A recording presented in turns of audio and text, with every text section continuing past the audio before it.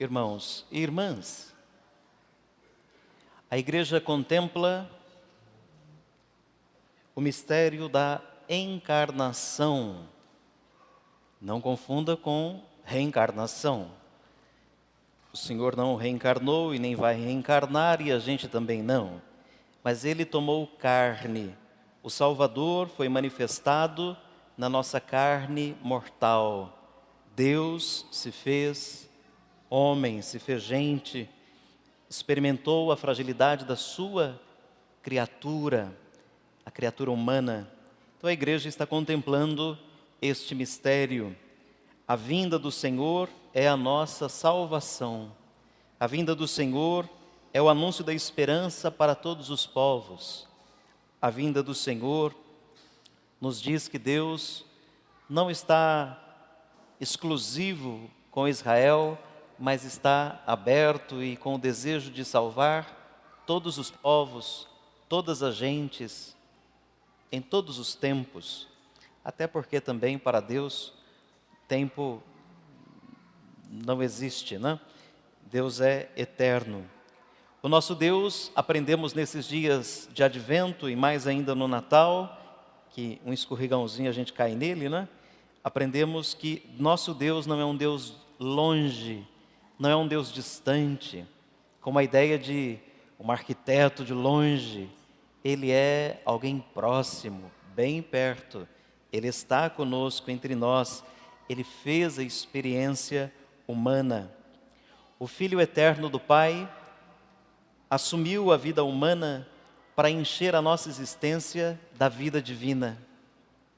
Deus vem ao nosso encontro para nos conceder a graça da sua vida, para nos enriquecer com os seus dons. Deus se faz gente para tornar a humanidade algo divinizada. O que mais que a gente pode dizer? Que todo esse mistério, nós ouvimos aqui na segunda leitura, que fala São Paulo, todo esse mistério estava escondido, estava em silêncio, estava guardado, mas agora Deus manifestou o seu mistério. E conforme a determinação desse Deus eterno, foi levado ao conhecimento de todas as nações. Deus vem para salvar todas as nações e para levá-las todas à obediência da fé. Bom, talvez o que mais nos encante, ou deveria nos encantar nesta celebração, neste domingo, é que o domingo litúrgico ele termina 5 da tarde, né? Depois já é outra história. Então pensemos até 5 da tarde, o que marca esse domingo é como Deus realiza o seu desígnio, como Deus atua. E como Deus atua? Primeiro atua com poder, e o seu poder não é violento, não é destrutivo, o seu poder é amor. Ele atua no escondido da história, ele atua no pequenininho, nos detalhes da nossa vida, nas humildes decisões da nossa existência. A gente corre o risco de imaginar que para todas as personagens bíblicas, a manifestação de Deus foi algo evidente, óbvio, assimilado de pronto, mas não foi. A gente imagina assim, como num filme, né, que vem uma pessoa, apresenta o crachá da empresa, diz, eu sou anjo do Senhor, Ele me mandou aqui. Ele mandou aqui porque tá procurando gente para trabalhar, né? Ele me mandou aqui porque parece que você tem umas qualidades que Deus precisa.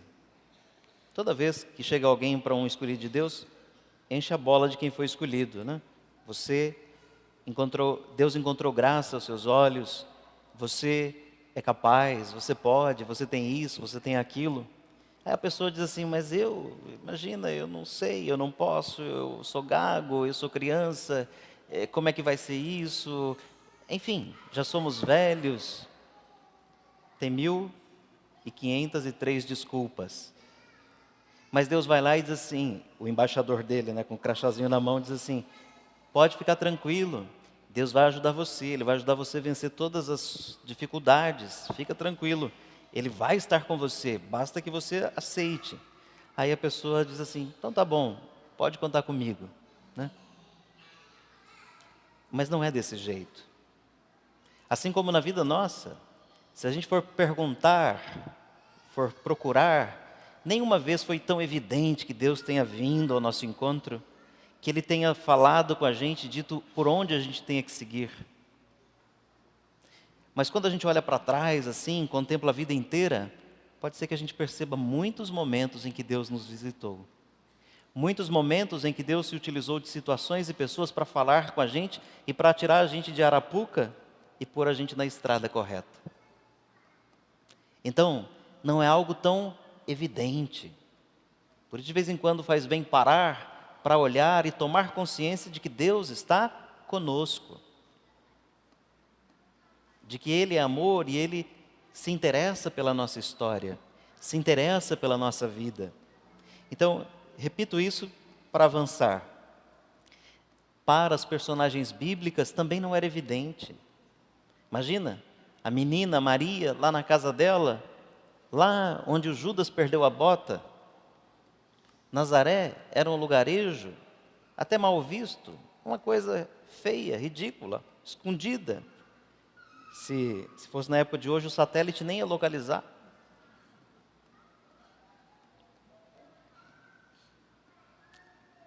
E Deus foi lá. Então não imaginemos que ela tenha de pronto se dado conta de tudo. Ou então, esticando um pouco a conversa, Abraão vai ser o pai da fé. Como assim? Como ele se dá conta disso? Como quem de repente descobriu o paraíso porque teve que sair da sua terra para ir trabalhar em outro lugar que achava péssimo, mas de repente viu que lá era o paraíso.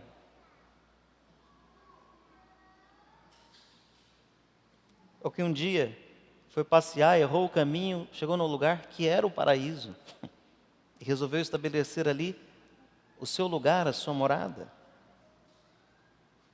Depois pode fazer uma leitura e perceber que ali Deus agiu, ali Deus conduziu, ali Deus se manifestou. E a pessoa sensível soube corresponder ao chamado de Deus. Então o que eu gostaria é de destacar as 3 personagens de hoje, para mostrar como de fato Deus trabalha no escondido, no simples, naquilo que confunde um pouco a razão humana, os critérios que nós temos. O primeiro deles é Davi. Davi era um pastorzinho, sem pejorativa, porque ele era uma criança também, novinho. Era o caçula de uma família grande, a família de Jessé. E Deus o escolheu, o menor.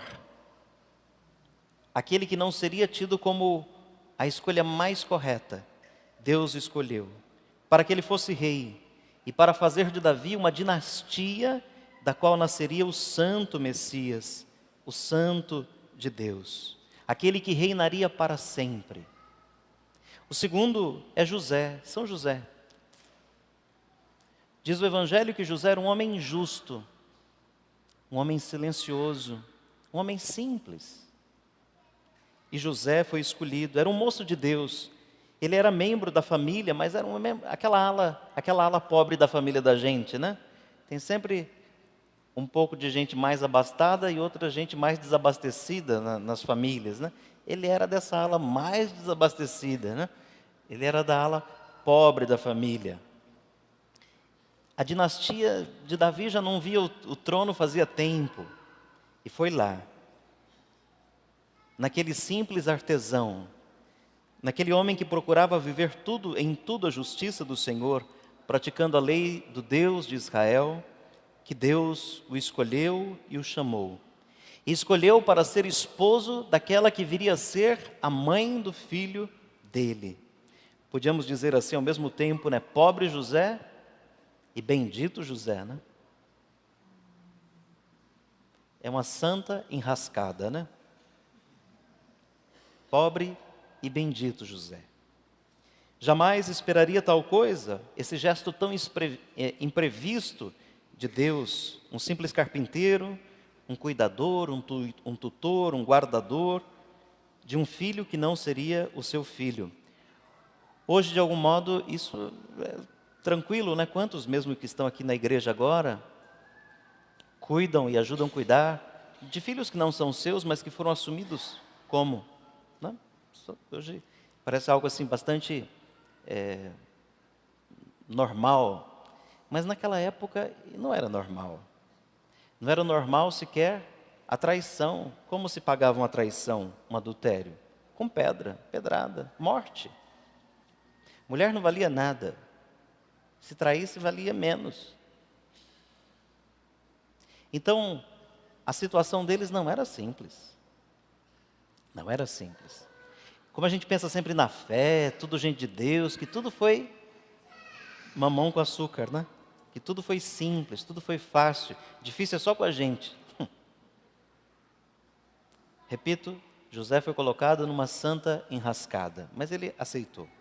E a terceira figura, depois de Davi e José, que aparece hoje, é Maria. Maria. Como eu dizia, Maria vivia lá naquele lugarejo, distante.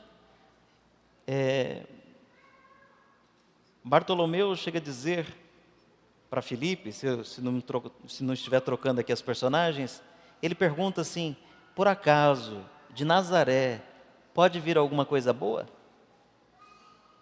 Olha a fama do lugar, né? Por acaso, de Nazaré, está na palavra de Deus, por acaso, pode vir alguma coisa boa de lá? Mas foi lá que Deus escolheu aquela que seria a mãe do filho dele. Foi lá que Deus visitou, foi lá que o anjo disse: alegra-te, Maria, alegra-te, cheia de graça, o Senhor está contigo. Não tenhas medo, Maria, porque encontraste graça diante de Deus, e o ente santo que Deus vai gerar no seu ventre é filho do Altíssimo, Jesus, Deus que salva.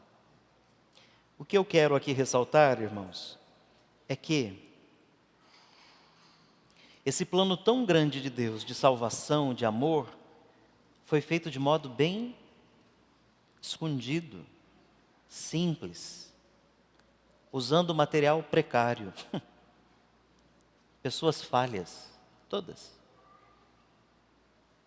Então, se naquele tempo, Maria, a virgem, José o pobre, descendente de Davi, Davi o pastor que se tornou rei, disseram sim a Deus, hoje o sim que Deus espera é o seu e o meu, para continuar se fazendo presença no mundo, para continuar conquistando corações. Mais do que a gente apagar a chama que ainda fumega, quer dizer, aquele pouquinho de fogo que tem no pavio da vela, nós somos chamados para acender aquelas que estão apagadas, para soprar, permitir que Deus sopre com o seu Espírito, para fazer esse fogo do seu amor crescer nos corações. Por muito tempo, talvez, a igreja foi, e as pessoas da igreja, apagadoras daquela chaminha que já estava apagando. Mas nós somos chamados para soprar para que ela cresça. Nós somos chamados para levar o amor de Deus ao mundo, para levar esperança ao mundo, para levar a certeza de que Deus nos ama ao mundo. Mas isso a gente vai caprichar depois na missa do Natal, né? Repito e termino. Agora o Senhor vem e nos convida, a mim e a vocês, a que abramos a nossa vida, a que abramos o nosso cotidiano.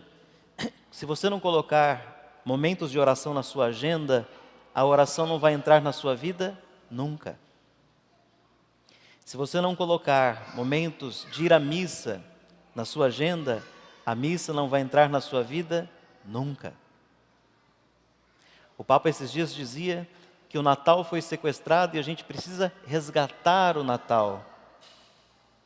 E a gente tem condições de pagar o preço. O preço é não deixar Jesus de fora das nossas atividades natalinas. É não deixar de rezar. Se a visita não quer vir à igreja, não deixe que a visita roube você da igreja. Porque às vezes a gente também quer uma desculpinha, né? Aí é batata, chega já tem motivo. A gente pode resgatar o Natal, fazendo tudo de forma simples. Vou falar uma maldade que eu estava pensando, mas depois vocês esquecem, porque o padre pensando maldade parece que não convém, né? Mas assim, como é bom no Natal chover bastante, né? As festas ficam tranquilinhas, tudo fica menos. Fica mais afetiva, porque tem que ser mais próxima, tem que ser mais dentro de casa. Não fica extrovertida, fica um pouco mais introvertida. Fica mais parecida com a gruta e não com a praça. O Natal não é a festa da praça, é a festa da gruta, da casa. É mais íntima. Mas é só uma maldade que eu pensei, pode esquecer, apagou. Mas vou rezar para chover mais. Mas não é para apagar a brasa da churrasqueira não, né? É só... Aí a gente percebe como que é diferente e como que às vezes é melhor. Terminando. Sejamos dóceis ao Senhor. Sejamos atentos aos seus chamados, ao seu chamado. Estejamos disponíveis ao seu convite. Do seu sim, do meu sim, Deus depende hoje para continuar se tornando presença no mundo. Louvado seja nosso Senhor Jesus Cristo.